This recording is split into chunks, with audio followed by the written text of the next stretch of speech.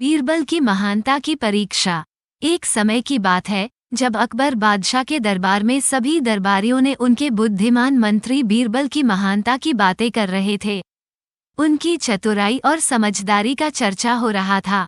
ये सुनकर बादशाह ने एक नई चुनौती देने का निर्णय लिया।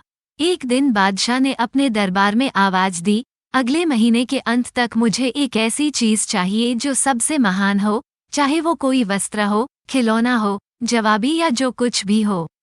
और जिसने सबसे महानता साबित की, वो व्यक्ति मेरे सामने आकर अपनी महानता का प्रमाण दे सकेगा। इस चुनौती को सुनकर सभी दरबारियों की आंखों में एक सवाल था, कौन सी चीज सबसे महान हो सकती है? लेकिन उनके दिल में भी एक उत्साह और आत्मविश्वास था क्योंकि उन्होंने बीरबल की महानता को देखा था। बीरबल को भी इस चुनौती की खबर मिली और उन्होंने तय किया कि वे इस चुनौती का सामना करेंगे। उन्होंने सोचा कि उन्हें किसी ऐसे विचार की आवश्यकता है जो बादशाह के दिल को छू जाए और उन्हें जीतने का मौका दे। बीरबल ने दिन रात मेहनत की और एक खास प्याला तैयार किया।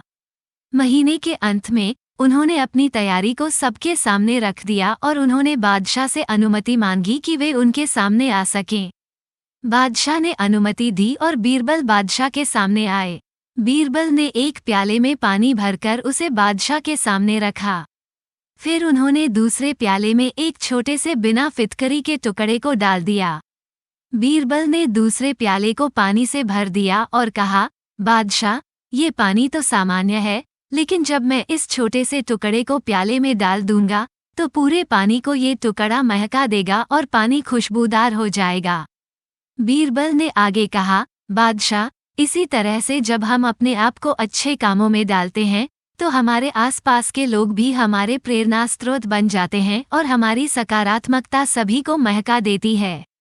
बादशाह बीरबल की यह बातें सुनकर प्रभावित हो गए और उन्होंने उन्हें विजयी घोषित किया। मोरल: ये कहानी हमें ये सिखाती है कि हमारे अच्छे काम हमारी महानता का प्रमाण होते हैं। हमें सकारात्मकता को फैलाने में मदद मिलती है और हमारे प्रेरणा स्रोत बनते हैं।